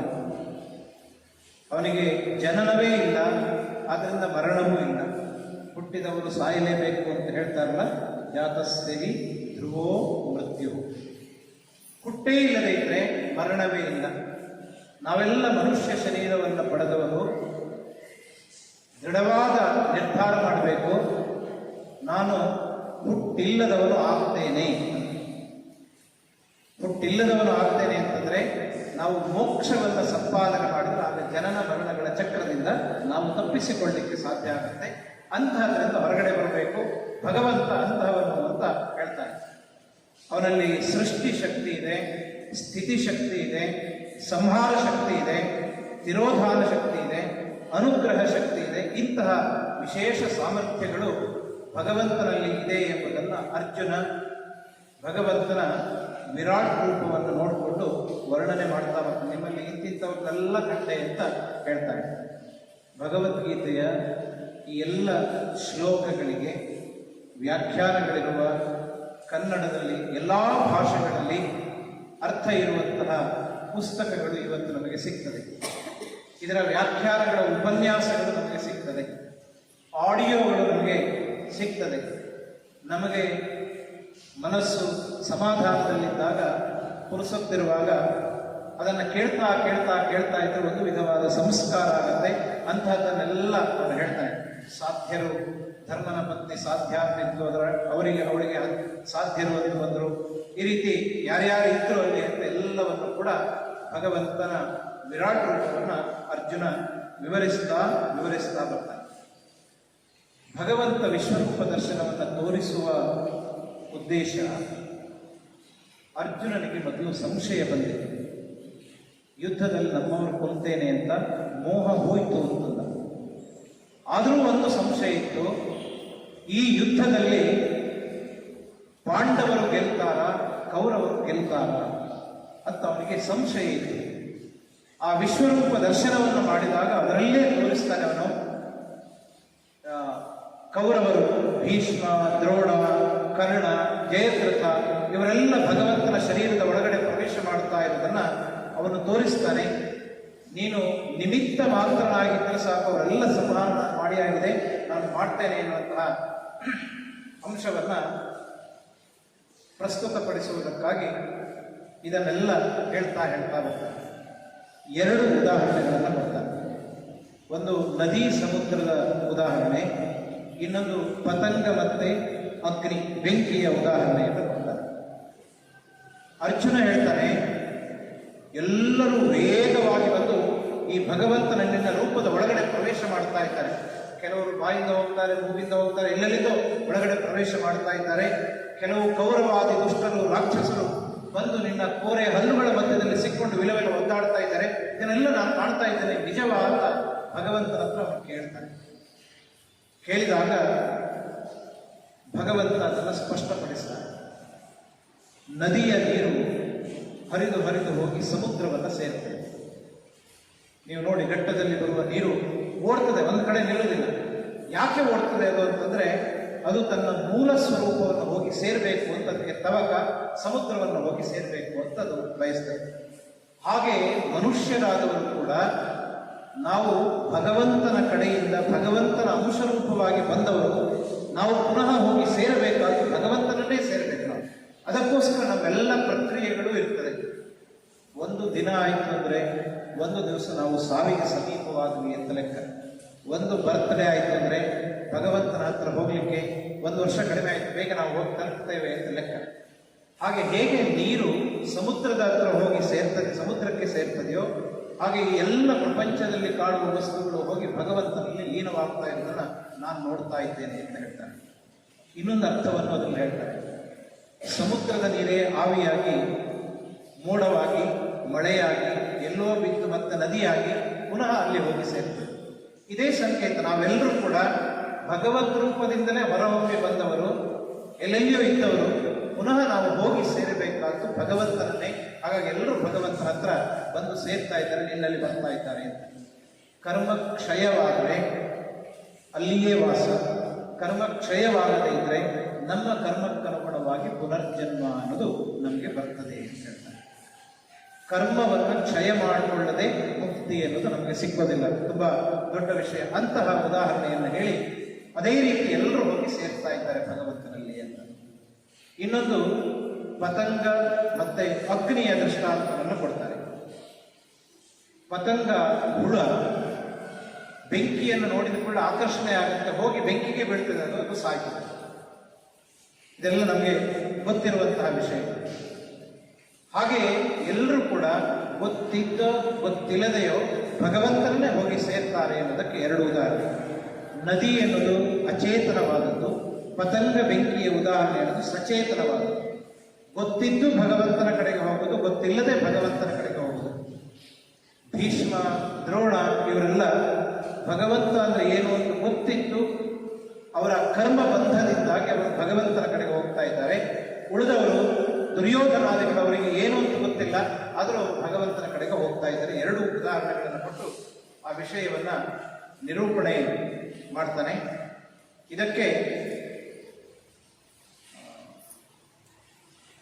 ಕೊನೆಗೆ ಭಗವಂತನ ಹತ್ರ ಬಂದು, ನಿನ್ನ ವಿಶ್ವರೂಪವನ್ನು ನೋಡಿ ನನಗೆ ಹೆದರಿಕೆಯಾಗಿದೆ, ಇದನ್ನ ನೀನು ಮೊದಲಿನ ರೂಪವೇ ಚಂದ ಅಂತ ಹೇಳ್ತಾರೆ. ಎಷ್ಟೋ ಸಲ ನಮ್ಗೆ ಇರ್ತದೆ, ನಮ್ಮ ಹತ್ರ ಇದ್ದದ್ದು ಇದು ಚಂದ ಅಲ್ಲ, ಬೇರೆದು ಚಂದ ಅಂತ ಇರ್ತದೆ. ಮನೆಯಲ್ಲಿ ಒಂದು ಸೋಫಾ ಇದ್ರೆ ಇದು ಚಂದ ಇಲ್ಲ, ಇನ್ನೊಂದು ಅವ್ರ ಮನೆಗೆ ಹೋದಾಗ ಚಂದ ಇತ್ತು ಅಂತ, ಅದು ಚಂದ ಇದೆ ಅಂತ ಹೇಳ್ತಾರೆ. ಕೊನೆಗೆ ಅವನು ತೀರ್ಮಾನಕ್ಕೆ ಬರ್ತಾನೆ, ನಿನ್ನ ಮೊದಲಿನ ರೂಪವೇ ತುಂಬ ಸುಂದರವಾದಂತಹ ಮೂರ್ತಿ, ನಾನು ಅದನ್ನೇ ನೋಡಬೇಕು ಅಂತ ನಾನು ಅಪೇಕ್ಷೆ ಪಡ್ತೇನೆ ಅಂತ ಅರ್ಜುನ ಕೃಷ್ಣನ ಹತ್ರ ಹೇಳ್ತಾನೆ.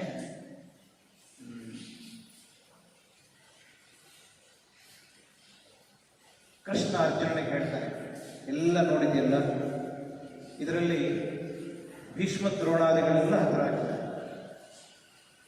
ನೀನು ಕೇವಲ ನಿಮಿತ್ತನಾಗಿದ್ರೆ ಸಾಕು. ಭಗವಂತ ಅಂದ್ರೆ ಹಾಗೆ, ತನ್ನ ಭಕ್ತರ ಹತ್ರ ಎಲ್ಲ ಕೆಲಸ ಮಾಡಿಸ್ತಾನೆ, ಕ್ರೆಡಿಟ್ಗಳು ಅವರಿಗೆ ಕೊಡ್ತಾನೆ, ಅವನು ನಿರ್ಲಿಪ್ತನಾಗಿರ್ತಾನೆ. ಕರ್ಮ ಮಾಡುವ ಕ್ರಮವೇ ಹಾಗೆ. ನಾವು ಯಾವುದೇ ಕೆಲಸ ಮಾಡಿದರೆ ಭಗವದರ್ಪಣ ಬುದ್ಧಿಯಿಂದ ಕೆಲಸ ಮಾಡಿದರೆ ಆ ಕರ್ಮದ ಅಂಟು ನಮಗೆ ಅಂಟಿಕೊಳ್ಳುವುದಿಲ್ಲ. ಅದೇ ನಾನು ಮಾಡಿದ್ದೇನೆ ಅಂತ ಬಂದರೆ ಆ ಕರ್ಮದ ಫಲ ನಮ್ಮನ್ನು ಸುತ್ತುವರಿತಾ ಬರುತ್ತೆ. ಕರ್ಮ ಬಂಧ ಅನ್ನೋದನ್ನ ಕರೆಯುವಂಥದ್ದು ಬಹಳ ಸೂಕ್ಷ್ಮವಾದದ್ದು, ಆದರೆ ಬಹಳ ಸುಲಭವಾದದ್ದು. ಅನುಸರಿಸುವುದಕ್ಕೆ ಅಷ್ಟು ಸುಲಭದಲ್ಲಿ ಸಾಧ್ಯ ಆಗಲಿಕ್ಕೆ ಆಗೋದಿಲ್ಲ. ಇದು ಅಂತಹ ವಿಷಯ. ಇದನ್ನೆಲ್ಲ ತೋರಿಸಿ ಹೇಳ್ತಾರೆ, ನೀನು ನಿಮಿತ್ತ ಮಾತ್ರ ಭವ ಸವ್ಯಸಾಚಿ, ನೀನು ಕೇವಲ ನಿಮಿತ್ತನಾಗು. ನೀನು ಕೌರವರನ್ನ ಕೊಂದಿ ರಾಜ್ಯ ಪ್ರಾಪ್ತಿಯಾಯಿತು, ನಿಮಗೆ ರಾಜ್ಯದ ಸುಖಭೋಗವನ್ನೆಲ್ಲ ಅನುಭವಿಸಿ ಮತ್ತೆ ಭಗವಂತನ ಕಡೆಗೆ ಬರಲಿಕ್ಕೆ ನಿಮಗೆ ಅನುಕೂಲ ಇದೆ, ಅದನ್ನು ನಿಮಿತ್ತ ಮಾತ್ರನಾಗು ಅಂತ ಹೇಳ್ತಾರೆ. ಅರ್ಜುನನಿಗಿದ್ದ ಸಂಶಯ ಎಲ್ಲ ದೂರವಾಯಿತು. ಅವನಿಗೆ ಮೊದಲು ಸಂಶಯ ಇದ್ದದ್ದು, ದ್ರೋಣಾಚಾರ್ಯರು ನನ್ನ ಬಿಲ್ವಿದ್ಯೆಯ ಗುರುಗಳು, ಪರಮ ಗುರುಗಳವರು, ಅವರಿಗೆ ಯುದ್ಧ ವಿದ್ಯೆಯ ಎಲ್ಲ ಪಟ್ಟುಗಳು ಗೊತ್ತು, ಅವರನ್ನು ನಾನು ಸೋಲಿಸಲಿಕ್ಕೆ ಆಗ್ತದೆಯಾ ಅಂತ ಸಂಶಯ ಇತ್ತು. ಅದಕ್ಕೆ ಕೃಷ್ಣ ಪರಿಹಾರವನ್ನು ತೋರಿಸ್ತಾನೆ. ಹೇಗೆ ಸತ್ತು ದ್ರೋಣಾಚಾರ್ಯರು ಅಂತಂದ್ರೆ, ಅಶ್ವತ್ಥಾಮ ಹತಃ ಕುಂಜರಃ ಅಂತ ತುಂಬ ಪ್ರಸಿದ್ಧವಾದದ್ದು. ಯುಧಿಷ್ಠಿರನ ಬಾಯಿಂದ ಅಶ್ವತ್ಥಾಮ ಹತಃ ಅಂತ ಹೇಳಿ ಇವನು ಶಸ್ತ್ರತ್ಯಾಗ ಮಾಡಿದಾಗ, ದ್ರೋಣಾಚಾರ್ಯರು ಶಸ್ತ್ರತ್ಯಾಗ ಮಾಡಿದಾಗ, ಇದ್ದ ಒಬ್ಬ ಮಗ ಸತ್ತಾಗ ಶಸ್ತ್ರತ್ಯಾಗ ಮಾಡಿದಾಗ ದೃಷ್ಟದ್ಯುಮ್ನ ಬಂದು ಅವರ ತಲೆಯನ್ನು ಕಡಿತಾನೆ. ದ್ರೋಣರು ಸತ್ತರು. ಭೀಷ್ಮಾಚಾರ್ಯರು, ಹಿರಿಯರು, ಮುತ್ತಜ್ಜ ಅವರು ಏಕಕಾಲದಲ್ಲಿ 10,000 ಜನರು ಬಂದರೂ ಕೂಡ ಅವರ ಜೊತೆ ಯುದ್ಧ ಮಾಡಿ ಕೊಲ್ಲುವಂತಹ ಸಾಮರ್ಥ್ಯ ಇರುವ ಅವರನ್ನು ಹೇಗೆ ಸೋಲಿಸೋದು ಅಂತ ಅವನಿಗೆ ಸಂಶಯ ಇತ್ತು. ಭಗವಂತನೇ ದಾರಿ ತೋರಿದ, ಶಿಖಂಡಿಯನ್ನು ತಂದು ಎದುರಿಗಿಟ್ಟ. ಅವರು ಶಸ್ತ್ರತ್ಯಾಗ ಮಾಡಿದರು. ಅರ್ಜುನ ಬಾಣದಿಂದ ಅವರನ್ನು ಕಲಿತ. ಭೀಷ್ಮರು ಸತ್ತರು. ಕರ್ಣನನ್ನು ಸೋಲಿಸುವುದು ಹೇಗೆ? ಕರ್ಣನಿಗೆ ಇಂದ್ರ ಕೊಟ್ಟ ದಿವ್ಯಾಯುಧ ಇತ್ತು. ಆ ಆಯುಧವನ್ನು ಅವನು ಹೊಂದಿರುವವರೆಗೆ ಕರ್ಣನನ್ನು ಯಾರತ್ರ ಕೂಡ ಸೋಲಿಸಲಿಕ್ಕೆ ಆಗ್ತಾ ಇರಲಿಲ್ಲ. ಅವನನ್ನು ಹೇಗೆ ಸೋಲಿಸೋದು ಅಂತ ಅವರಿಗೆ ಸಂಶಯ ಇತ್ತು. ಯುದ್ಧ ಭೂಮಿಯಲ್ಲಿ ಕರ್ಣನ ರಥದ ಚಕ್ರ ನೆಲದಲ್ಲಿ ರಥದ ಚಕ್ರ ಎತ್ತೇನೆ ಅಂತ ಹೊರಟಾಗ ಕೃಷ್ಣ ಹೇಳಿದ, ನನಗೆ ಹೊಡಿ ಅಂತಂದ. ಕರ್ಣನ ಸಂಹಾರ ಆಯಿತು. ಅದಕ್ಕೆಲ್ಲ ಕಾರಣಗಳುಂಟು, ಬೇರೆ ಬೇರೆ ಕಾರಣಗಳುಂಟು. ಕರ್ಣನ ಸಂಹಾರ ಆಯಿತು. ಇಲ್ಲಿ 4 ಜನರ ಹೆಸರನ್ನ ಹೇಳ್ತಾರೆ. ಜಯದ್ರಥರನ್ನ ಕೊಂದದ್ದು ಅಂತ. ಜಯದ್ರಥ ಅಂತಂದ್ರೆ ದುರ್ಯೋಧನನ ತಂಗಿ ದುಶ್ಯಲೆಯ ಪತಿ. ಆ ಜಯದ್ರಥ ಅಭಿಮನ್ಯುವಿನ ಸಾವಿಗೆ ಪ್ರಧಾನ ಕಾರಣನಾದವನು. ಅವನನ್ನು ಕೊಲ್ತೇನೆ ಸೂರ್ಯಾಸ್ತವಾಗುವುದರೊಳಗಡೆ ಅಂತ ಪ್ರತಿಜ್ಞೆ ಮಾಡಿದ್ದ ಅರ್ಜುನ. ಕೃಷ್ಣ ತನ್ನ ಚಕ್ರವನ್ನು ಹಿಡಿದು ಕತ್ತಲೆ ಮಾಡಿದ. ಇವತ್ತು ದಿನ ಮುಗೀತು, ಯುದ್ಧ ಮುಗೀತು ಅಂತ ಹೇಳಿ ಜಯದ್ರಥ ಹೊರಗೆ ಬಂದ. ಹೊರಗೆ ಬಂದಾಗ ಅವನನ್ನು ಕೊಲ್ಲಬೇಕಲ್ಲ, ಅದರ ಒಂದು ಹಿನ್ನೆಲೆ ಉಂಟದೆ. ಜಯದ್ರಥನ ತಂದೆ, ಅವರ ಹೆಸರುಂಟು, ಜಯದ್ರಥನ ತಂದೆ ತಪಸ್ಸು ಮಾಡಿ ಒಂದು ವರವನ್ನು ಪಡ್ಕೊಂಡಿದ್ರು. ಏನು ವರ ಅಂತಂದ್ರೆ, ಯಾರು ನನ್ನ ಮಗನ ತಲೆಯನ್ನ ತುಂಡರಿಸ್ತಾರೋ, ಬಿಸಾಡ್ತಾರೋ, ಆ ಕೂಡಲೇ ಅವರು ಕೂಡ ಸಾಯಬೇಕು ಅಂತ ಒಂದು ವರವನ್ನು ಅವರು ಪಡ್ಕೊಂಡಿದ್ದಾರೆ. ಹಾಗಾಗಿ ಅರ್ಜುನನಿಗೆ ಹೆದರಿಕೆ ಇತ್ತು. ಜಯದ್ರಥನ ಮೇಲೆ ಬಾಣ ಬಿಟ್ಟವನ ರುಂಡವನ್ನು ಬೇರೆ ಮಾಡಿದರೆ ಅವನನ್ನು ಕೊಂದವರು ಸಾಯ್ತಾರೆ. ಅದಕ್ಕೆ ಕೃಷ್ಣನ ಉಪಾಯದಿಂದ ಜಯದ್ರಥನಿಗೆ ಅರ್ಜುನ ಬಾಣ ಬಿಟ್ಟ. ಅವನ ರುಂಡ ಹಾರಿ ಹೋಗಿ ಅವನ ತಂದೆ ಸಾಯಂಕಾಲ ಸಂಧ್ಯಾವಂದನೆ ಮಾಡ್ತಾ ಇದ್ರು. ಅರ್ಘ್ಯ ಪ್ರದಾನ ಮಾಡಲಿಕ್ಕೆ ಕೈ ಹಿಡ್ಕೊಂಡಾಗ ಅವನ ಕೈ ಮೇಲೆ ಹೋಗಿ ಜಯದ್ರಥನ ರುಂಡ ಬೀಳ್ತು. ಬಿದ್ದಾಗ ಇದೆಂತ ತೆಗೆದು ಬಿಸಾಡಿದ. ಏನು ಅಂತ ನೋಡಿಲ್ಲ, ಎಂತ ಬಿಸಾಡಿದ.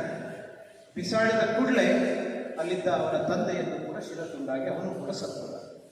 ಇದೆಲ್ಲ ಭಗವಂತನ ಅನುಗ್ರಹ ಇದ್ರೆ ನಮಗೆ ಎಲ್ಲವೂ ಕೂಡ ಸಿದ್ಧಿಸ್ತದೆ ಅನ್ನೋದಕ್ಕೆ ಅನೇಕ ಉದಾಹರಣೆಗಳು. ಇದನ್ನೆಲ್ಲ ತೋರಿಸಿ ಅರ್ಜುನನಿಗೆ ಭಗವಂತ ವಿಶೇಷ ಅನುಗ್ರಹವನ್ನು ಮಾಡಿದ. ಭಗವಂತನ ಸ್ತುತಿಯನ್ನು ಮಾಡ್ತಾನೆ. ನೀನು ಅನಾದಿ ಅನಂತ, ಇದೆಲ್ಲ ಒಂದೊಂದು ಶ್ಲೋಕವನ್ನು ನಿಮಗೆ ಪುರುಸೊತ್ತಿದ್ರೆ ನಾವು ಕೂತ್ಕೊಂಡು ಚರ್ಚೆ ಮಾಡೋಣ. ಒಂದೆರಡು ಶ್ಲೋಕಗಳನ್ನು ಒಂದೊಂದು ದಿವಸ ಒಂದೊಂದೆರಡೆರಡು ತಾಸು ಇಟ್ಟುಕೊಂಡ್ರೆ ಅದರ ಬಗ್ಗೆ ತುಂಬ ಮಾತನಾಡುವಷ್ಟು ಅಧ್ಯಾತ್ಮದ ವಿಷಯಗಳು ಅದರಲ್ಲಿ ಹುದುಗಿವೆ, ಅಡಗಿಕೊಂಡಿದೆ. ಬೇರೆ ಬೇರೆ ರೀತಿಯಲ್ಲಿ ಭಗವಂತನ ಸ್ತುತಿಯನ್ನು ಮಾಡ್ತಾನೆ. ಸ್ತುತಿ ಮಾಡಿ ನಿನ್ನ ನೈಜ ರೂಪವನ್ನು ತೋರಿಸು, ಈಗ ಸಮಾಧಾನ ಆಯಿತು ಅಂತ ಅರ್ಜುನ ಕೃಷ್ಣನ ಹತ್ರ ಪ್ರಾರ್ಥನೆಯನ್ನು ಮಾಡಿಕೊಂಡಾಗ ಕೃಷ್ಣ ಹೇಳ್ತಾನೆ, ಈ ವಿಶ್ವರೂಪ ನಾನು ಏನು ತೋರಿಸಿದ್ದೇನೆ ನಿನಗೆ, ಇದನ್ನು ನೋಡಬೇಕು ಅಂತ ಋಷಿಗಳು ತುಂಬ ಸಮಯದಿಂದ ಪ್ರಯತ್ನ ಪಡ್ತಾ ಇದ್ದಾರೆ. ವೇದವಿದರು ಭಗವಂತನನ್ನು ಕಾಣಬೇಕು ಅಂತ ಬಯಸ್ತಾರೆ. ಯಜ್ಞ, ದಾನ, ತಪಸ್ಸು ಇವುಗಳನ್ನೆಲ್ಲ ಮಾಡ್ತಾರೆ. ಆದರೆ ಇದೆಲ್ಲವೂ ಕೂಡ ನೇರವಾಗಿ ಭಗವಂತನನ್ನು ನಮಗೆ ತೋರಿಸೋದಿಲ್ಲ.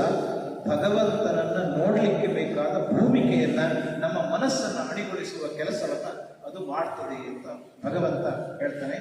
ಅಂತಹ ಐಶ್ವರವಾದ ರೂಪ, ಭಗವಂತನ ವಿರಾಟ್ ರೂಪವನ್ನ ನಿನಗೆ ತೋರಿಸಿದ್ದೇನೆ. ಅಂತಹ ವಿರಾಟ್ ರೂಪವನ್ನು ನೋಡಿ ನೀನು ನಿನ್ನ ಕರ್ತವ್ಯಕ್ಕೆ ನೀನು ಅಣಿಯಾಗಬೇಕು ಅಂತ ಅವನು ಹೇಳ್ತಾನೆ. ಸುದುರ್ದರ್ಶಮಿದಂ ರೂಪಂ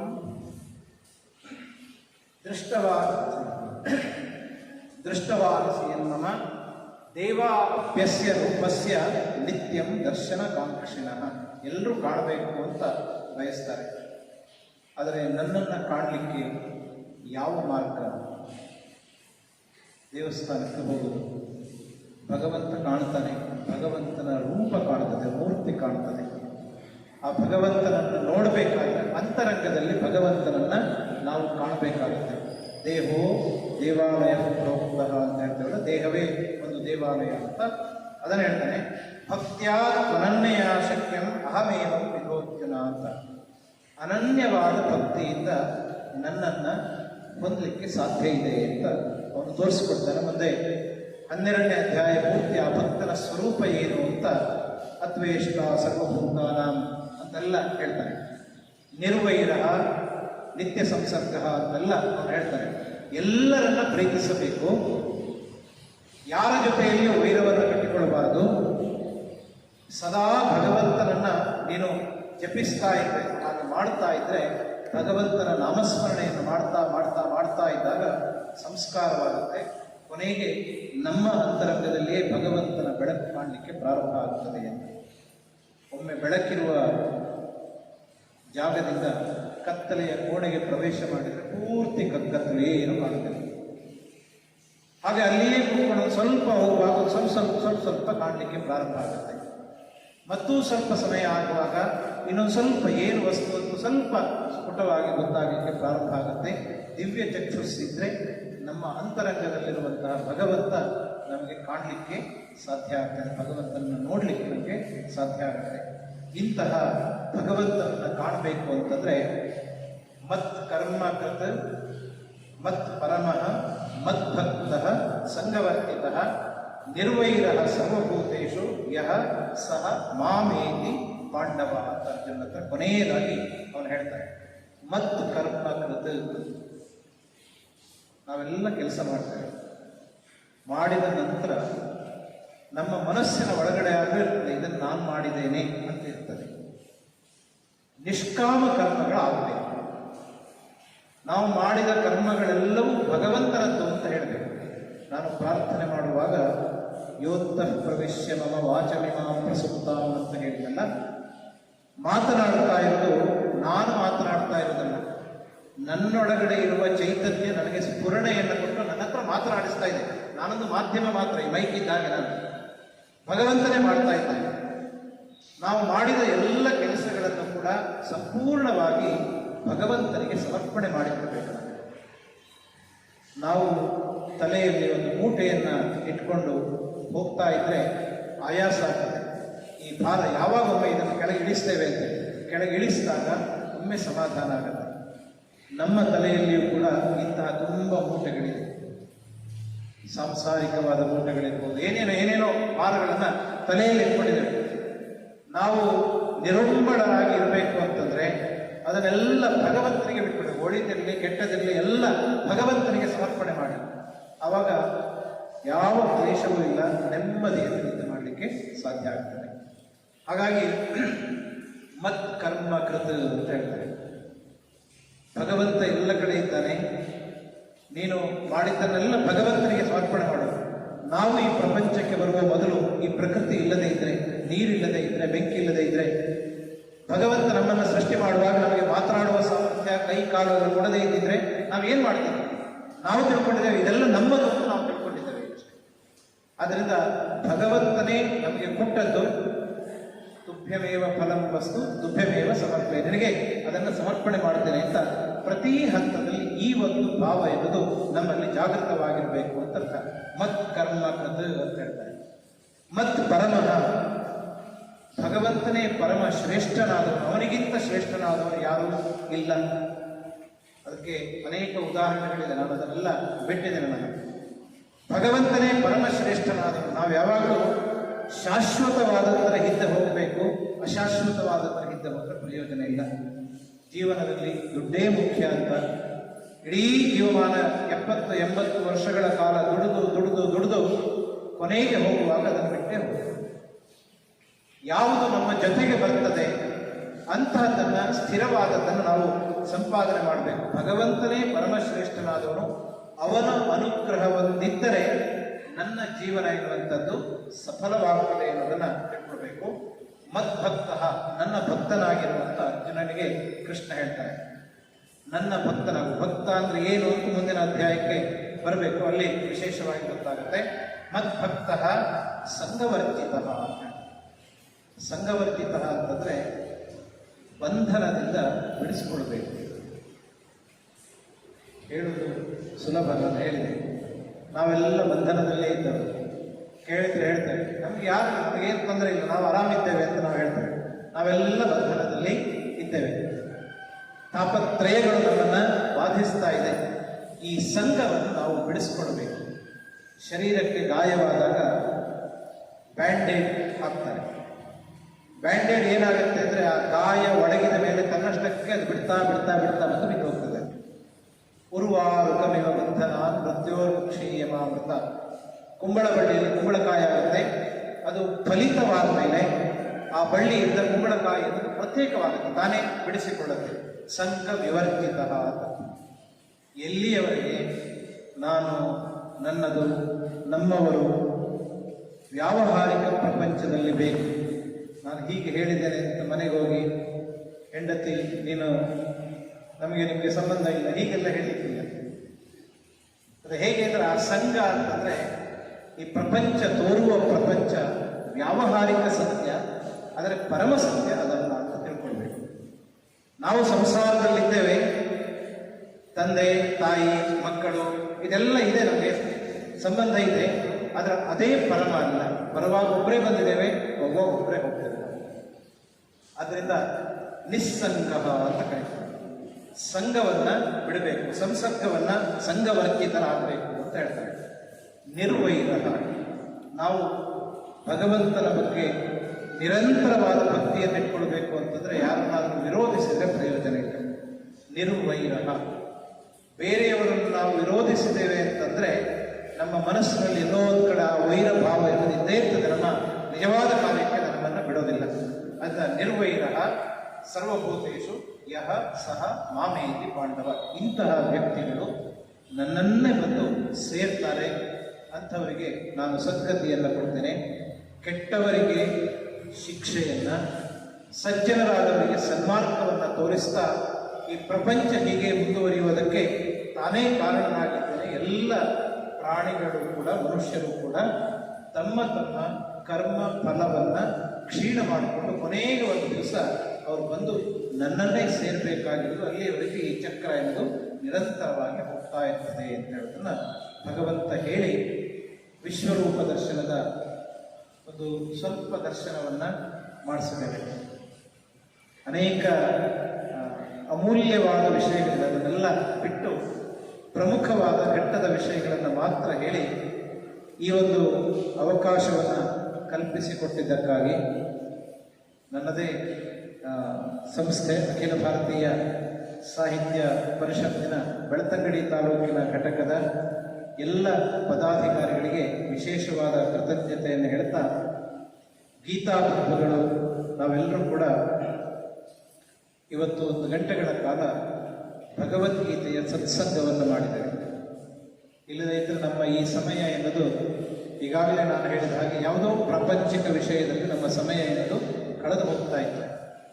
ಪ್ರಪಂಚಾತೀತವಾದ ವಿಷಯಗಳನ್ನು ನಾವು ಹೆಚ್ಚೆಚ್ಚು ಆಲಿಸ್ತಾ ಅರಿತುಕೊಳ್ತಾ ಹೋದಾಗೆ ಪ್ರಾಪಂಚಿಕ ವಿಷಯದಲ್ಲಿ ಸ್ವಲ್ಪ ಸ್ವಲ್ಪ ವೈರಾಗ್ಯ ಬುದ್ಧಿ ಎನ್ನುವುದು ನಮ್ಮಲ್ಲಿ ಬರ್ತಾ ಹೋಗ್ತದೆ. ಅದು ಬಂದರೆ ನಮ್ಮ ಮನಸ್ಸು ಶುದ್ಧವಾಗ್ತಾ ಬರುತ್ತೆ. ಮನಸ್ಸು ಶುದ್ಧವಾಯಿತು ಅಂತಂದರೆ ನಾನು ಯಾರು ಎನ್ನುವ ಅರಿವು ಬರಲಿಕ್ಕೆ ನಮಗೆ ಪ್ರಾರಂಭ ಆಗ್ತದೆ. ಆ ಅರಿವೇ ನಮಗೆ ಮೋಕ್ಷದ ಮಾರ್ಗವನ್ನು ತೋರಿಸ್ತದೆ. ವಿಶೇಷವಾಗಿ ಸುಭಾಷಿಣಿ ಅವರಿಗೆ ಇಂತಹ ಒಂದು ಕಾರ್ಯಕ್ರಮವನ್ನು ಸಂಯೋಜನೆ ಮಾಡ್ತಾ ಇರುವುದಕ್ಕಾಗಿ ಮತ್ತೆಲ್ಲ ಗೀತಾ ಬಂಧುಗಳಿಗೆ ಇವತ್ತು ವಿಶೇಷವಾಗಿ ವೆಂಕಟೇಶ್ ಬೆಂಡೆಯವರು ನಮ್ಮ ಜೊತೆ ಇದ್ದಾರೆ. ಈ ಕಾರ್ಯಕ್ರಮದ ರೆಕಾರ್ಡನ್ನು ಕೂಡ ಅವರು ಮಾಡಿದ್ದಾರೆ. ಶಂಕರ ಟಿವಿ ಮತ್ತು DD ಇದಕ್ಕೆಲ್ಲ ಅವರು ಉಪಯೋಗಿಸ್ತಾರೆ. ಅವರಿಗೂ ಕೂಡ ವಿಶೇಷವಾದ ಕೃತಜ್ಞತೆಯನ್ನು ಹೇಳ್ತಾ, ನಮ್ಮ ಗಮಕ ಕಲಾ ಪರಿಷತ್ತಿನ ತಾಲೂಕು ಘಟಕದ ಅಧ್ಯಕ್ಷರು ರಾಮಕೃಷ್ಣ ಭಟ್ರು ಮತ್ತು ಬೇರೆ ಬೇರೆ ಪದಾಧಿಕಾರಿಗಳು, ಸಂಘಟನೆಯ ಹೆಸರು ಬೇರೆ, ಒಳಗಡೆ ಇರುವವರೆಲ್ಲ ಒಂದೇ, ಎಲ್ಲರಿಗೂ ಕೂಡ ಇನ್ನೊಮ್ಮೆ ಕೃತಜ್ಞತೆಯನ್ನು ಸಮರ್ಪಿಸಿ ನನ್ನ ಮಾತನ್ನು ಭಗವಂತನಿಗೆ ಸಮರ್ಪಣೆ ಮಾಡ್ತಾರೆ.